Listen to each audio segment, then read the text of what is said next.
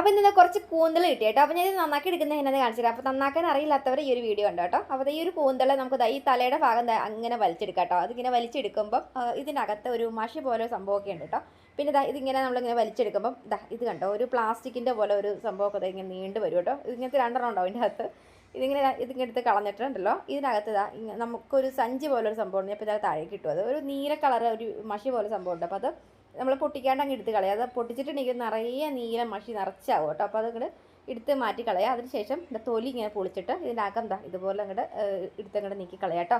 ഇത് നീക്കി കളഞ്ഞതിന് ശേഷം ഇത് ഫുള്ള് ഇങ്ങനെ നന്നാക്കി എടുക്കാം കേട്ടോ. പിന്നെ ഉണ്ടല്ലോ നമുക്കിത് ഇതിൻ്റെ ഈ ഒരു തലയുടെ ഭാഗമല്ലോ, ഈ തലയുടെ ഭാഗം മിക്കവർ എടുക്കാറില്ല. അത് എടുക്കണോ വേണ്ടയോ എന്ന് അറിയില്ലാത്ത ആളുകൾ. അപ്പം കണ്ണിൻ്റെ ഭാഗം അങ്ങ് ചെത്തി പള്ള കളഞ്ഞിട്ട് ഈ തലയുടെ ഭാഗത്ത് ചെറുക് പോലെ ഒരു സംഭവം ഉണ്ടല്ലോ. അപ്പോൾ അതിനകത്തും നമ്മൾ നേരത്തെ പൊളിച്ച് കളഞ്ഞ പോലത്തെ തൊലി ഉണ്ടാവും. അത് നമുക്ക് ഇതുപോലെ അങ്ങോട്ട് നീക്കി കളയാം കേട്ടോ. ഇന്നത് അങ്ങോട്ട് കട്ട് ചെയ്തെടുത്താൽ മതി.